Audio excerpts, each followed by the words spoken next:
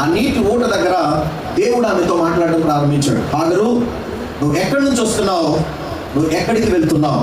ఇది హాగరుతో మాట్లాడుతున్నటువంటి అద్భుతమైనటువంటి మాట. దేవుడు అడుగుతున్నాడు హాగరుని, హాగరు నువ్వు ఎక్కడి నుంచి వస్తున్నావు, నువ్వు ఎక్కడికి వెళ్తున్నావు? మన జీవితాల్లో మనం ఎక్కడి నుంచి వచ్చామో, మనం ఎక్కడికి వెళ్తున్నాం? ఎప్పుడైనా ప్రశ్న వేసుకున్నారా? మిమ్మల్ని మీరు ఎప్పుడైనా ప్రశ్నించుకున్నారా? అసలు మనం ఎక్కడి నుంచి వచ్చాం, మనం ఎక్కడికి వెళ్తున్నాం?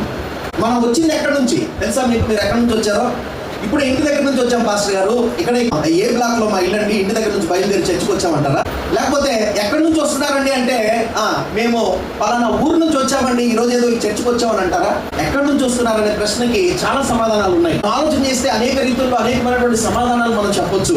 కానీ నిజంగా మనం ఆలోచన చేస్తే మనం ఎక్కడి నుంచి వచ్చాం ఎప్పుడైనా ఆలోచించారా మీరు? ఉనికి మనం ఎక్కడి నుంచి వచ్చాం?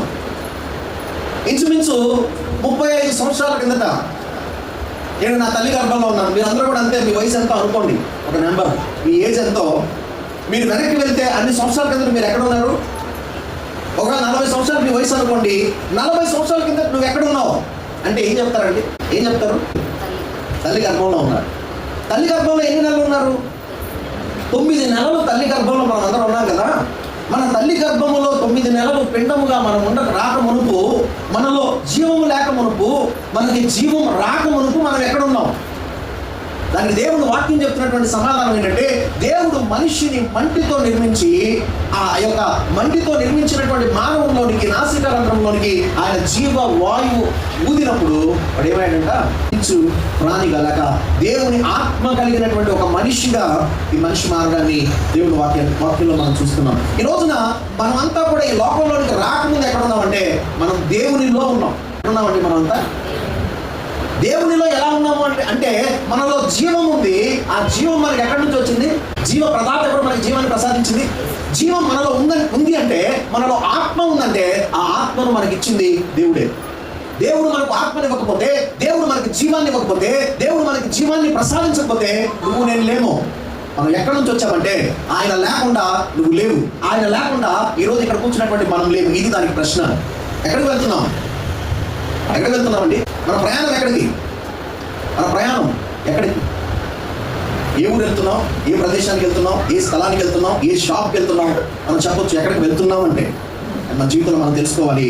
మన జీవితం గురించి మనం ఆలోచన చేస్తే మనం ఎక్కడికి వెళ్తున్నామంటే, ఒకటి ఈ లోకంలో చెప్పుకోవాలంటే మరణానికి దగ్గరగా వెళ్తున్నాం. First point. మనం ఎక్కడికి వెళ్తున్నామంటే అందరం మనం రోజు గడుస్తుంది అంటే నువ్వు మరణాన్ని సమీపిస్తున్నావు. నువ్వు ఎక్కడికి వెళ్తున్నామంటే, ఒక రోజున ఈ లోకాన్ని విడిచిపెట్టి ఆ నిత్య జీవాన్ని మనకు ప్రసాదించినటువంటి ఆ జీవాధిపతిని కలుసుకోవడానికి మనం వెళ్ళబోతున్నాం. అది మన విశ్వాసం. ఇక్కడ కూర్చున్నటువంటి మనందరి విశ్వాసం ఒకటి ఉంది. లోకంలో రకరకాల మనుషులకి రకరకాల నమ్మకాలు ఉన్నాయి. ఆ నమ్మకాలతో మనకు అనవసరం. దేవుని మందిరంలో కూర్చొని ఉన్న దేవుని బిడ్డలమైన మనము పరిశుద్ధ లేఖనాలు మనకు చెబుతున్నటువంటి దేవుని వాక్యం ఏం చెప్తుందంటే, మనం ఎక్కడికి వెళ్తున్నామంటే, ఒక రోజున మనకి జీవం ఇచ్చాడే, మనకు ప్రాణం ఇచ్చాడే, మనలో ఆత్మను ఉంచాడే. ఆ ఆత్మ అయినటువంటి దేవునికి దగ్గరికి, ఆ జీవాధిపతి అయినటువంటి దేవుని కలుసుకోవడానికి మనం వెళ్తున్నాం. ఇది మనం ఎక్కడి నుంచి వస్తున్నాం, మనం ఎక్కడికి వెళ్తున్నాం అనే దానికి ఈ రోజున ఆత్మీయమైనటువంటి అర్థంలో మనం తెలుసుకోవాల్సిన ఒక విషయం. నా ప్రియమైన దేవుని బిడ్డలారా, చాలా సందర్భాల్లో ఈ లోకంలో దేవుడు మనకి చాలా బాధ్యతలు ఇచ్చాడు. ఏమిచ్చాడండి? ఈ లోకంలో దేవుడు మనకు చాలా బాధ్యతలు ఇచ్చాడు. ఆయన బిడ్డలుగా ఈ లోకంలో దేవుడు పెట్టినప్పుడు, నీకు ఒక కుటుంబాన్ని ఇచ్చినప్పుడు, నిన్ను ఈ సమాజంలో ఆయన కొరకు ఒక సాక్షిగా నిలిపినప్పుడు, మనందరికీ దేవుడు ఎన్నో బాధ్యతలు ఇస్తే చాలాసార్లు మనం ఏం చేస్తాం తెలుసా? బాధ్యతల నుంచి పారిపోతూ ఉంటామండి. ఎందుకు పారిపోతాం మన బాధ్యతల నుండి? చెప్పండి, ఎందుకు పారిపోతామండి? కొంతమందిని చూడండి, వాళ్ళ లైఫ్లో ఒక పని చేస్తారు కొద్ది రోజులు, ఒక 6 నెలలు. తర్వాత ఈ పని కాదు ఇంకో పని అంటారు, ఇంకొక 6 నెలలు చేస్తారు. ఆ తర్వాత ఇంకొక జాబ్ అంటారు, ఆ తర్వాత ఇంకొక వ్యాపారం అంటారు, ఆ తర్వాత ఇంకొక పని అంటారు, ఆ తర్వాత ఇంకొకటి అంటారు. జీవితంలో నిలకండి. ఆలోచించండి. చాలా మంది ఈ లోకంలో మనం చూస్తుంటే వారి జీవితాల్లో స్థిరమైనటువంటి జీవితం ఉండదు వాళ్ళకి. ఉదాహరణకి సమరయ స్త్రీ అనేటువంటి ఒక స్త్రీని దేవుని వాక్యంలో మనం చూస్తే, ఆమెకి ఎంతమంది అంటే ఆమె జీవితంలో స్థిరమైనటువంటి, ఆమెకి ఒక నిలకడతో ఉన్నటువంటి జీవితం లేదు. ఆమె జీవితంలో స్థిరమైనటువంటి అనుభవం లేదు. మారిపోతాం జీవితం. చాలా మంది ఇక్కడ జీవితం బాగాలేదు, ఇంకో దగ్గరికి వెళ్తే బాగుంటుంది, నిలకడ లేనటువంటి జీవితం.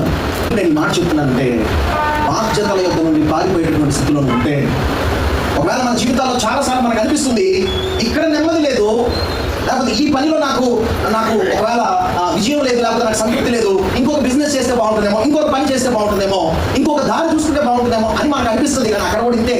సమస్య లేని చోటు లేదు, పోరాటం లేని చోటు లేదు. ప్రతి దగ్గర మనిషికి ఏముంటాయి తెలుసా?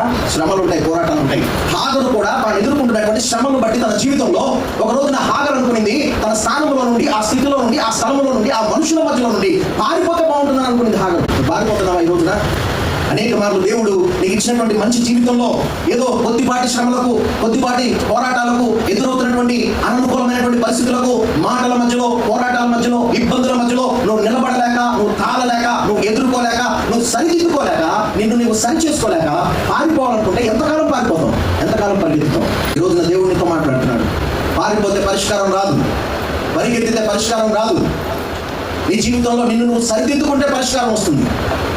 హాగరుతో ఆ రోజు దేవదూత చెప్తున్నాడు, నువ్వు తిరిగి వెళ్ళు, నీ యజమానురాలైనటువంటి శారా చేతి కింద అని తగ్గించుకొని నువ్వు నీ పై ఉన్నటువంటి అధికారుల దగ్గర తగ్గించుకో. నీకు యజమానుడిగా నీ ఇంటిలో పెద్దగా నీకు దేవుడు ఒక భర్తనిస్తే నీ భర్త మాట విని నిన్ను నువ్వు తగ్గించుకో. నీకంటే పెద్దవారు ఒక హెచ్చరిక నీకు చేస్తున్నప్పుడు, ఒక గద్దింపు మాట నీకు చెప్తున్నప్పుడు, వారు నిన్ను కరెక్ట్ చేస్తున్నప్పుడు నువ్వు విని మార్చుకోగలిగితే నీ జీవితం చాలా నెమ్మదిగా ఉంటుంది, నీ జీవితం చాలా ప్రశాంతంగా ఉంటుంది. కానీ ధిక్కార స్వభావంతో వ్యవహరిస్తే నీ జీవితంలో నెమ్మది ఉండదు. హాగరు కూడా తాను అతిశయించి తన జీవితంలోని సమస్యలు తెచ్చుకోవడం వలన ఆమె పారిపోతూ ఉంది. ఆ రోజున దేవుడు ఆమెతో మాట్లాడుతున్నాడు, ఎక్కడి నుంచి వస్తున్నావు, ఎక్కడికి వెళ్తున్నావు? తిరిగి వెళ్ళి చాలా చేతి కింద అణిగి ఉందని చెప్పాడు. హాగరు తన జీవితాన్ని మార్చుకుంది. ఈ రోజున దేవుడు ఆయన సన్నిధిలో పరిశుద్ధాత్మ దేవుడు నీతో మాట్లాడుతూ ఉండగా నిన్ను నువ్వు సరిదిద్దుకోగలిగితే, నిన్ను నువ్వు సరి చేసుకోగలిగితే, నిన్ను నువ్వు మార్చుకోగలిగితే, నిన్ను నువ్వు మలుచుకోగలిగితే దేవుని వాక్యాన్ని బట్టి జీవితం చాలా నెమ్మదితో ఉంటుంది, నీ జీవితం చాలా సమాధానంగా ఉంటుంది, నీ జీవితం చాలా ఆశీర్వాదకరంగా ఉంటుంది. ఈ జీవితం చూస్తున్న వాళ్ళకి ఎంతో అద్భుతంగా, ఆశ్చర్యకరంగా, దేవుని నామానికి మహిమకరంగా ఒక దేవుని సాక్షిగా కనబడతాం. పారిపోవడానికి దేవుడు నిన్ను నన్ను పిలుచుకుంది, పారిపోవడానికి దేవుడు నిన్ను నన్ను సమాజంలో నిలిపింది, పారిపోవడానికి దేవుడు ఈ రోజున నిన్ను ఎన్నుకొని, నిన్ను ఆయన పిలుచుకొని, ఆయన బిడ్డగా ఈ రోజున నిన్ను నివసిస్తున్నటువంటి ప్రాంతంలో ఎందుకు పెట్టాడు? నిన్ను నీ బంధువుల మధ్యలో, ఈ రోజు మధ్యలో ఒక రక్షణ పొందినటువంటి ఒక బిడ్డగా నిన్ను ఎందుకు పెట్టాడు దేవుడు? నువ్వు ఆయన కొరకు ఒక సాక్షిగా ప్రజ్వలితే, నువ్వు ఆయన కొరకు నిలబడగలిగితే, ఆ వెలుగుకి, ఆ క్రీస్తు వెలుగు దగ్గరికి నువ్వు అనేక మందిని నడిపించగలుగుతావు. ఆ రోజున హాగరు కన్నులు తెరవబడ్డాయి. హాగరు మాట్లాడుతున్నటువంటి మాట, నన్ను చూచుచున్న అమంటుంది హాగరు, ఒక అద్భుతమైన మాట, నన్ను చూచుచున్న. ఆ మాటకున్న ఎల్ రోహి అనబడినటువంటి, ఆ మాటకున్నటువంటి ఎల్ రోహి అనబడినటువంటి మాటకున్న అర్థం ఏంటంటే, నన్ను చూచుచూ ఉన్నటువంటి దేవుణ్ణి నేను చూచాను. ఎంత అద్భుతమైన మాట ఉన్నటువంటి అర్థం, నన్ను చూచుచున్నటువంటి దేవుణ్ణి.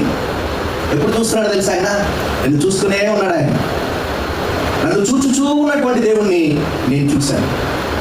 ఈ రోజున నిన్ను చూస్తున్నటువంటి దేవుడు నీతో మాట్లాడుతున్నాడు. ఆయన చూపు ఎంత అద్భుతమైనది, ఆయన దర్శనం ఎంత అద్భుతమైనది. ఆయన నిన్ను నన్ను చూస్తున్నాడమ్మా, నా సహోదరుడా, నిన్ను నన్ను ఆయన చూస్తున్నాడు. నిన్ను చూచుచున్నటువంటి దేవుణ్ణి నువ్వు చూడగలుగుతున్నావా? నిన్ను చూచుచూ ఉన్నటువంటి దేవుని యొక్క స్వరం, నీతో మాట్లాడుతూ ఉన్నటువంటి దేవుని స్వరం నువ్వు వినగలుగుతున్నావా?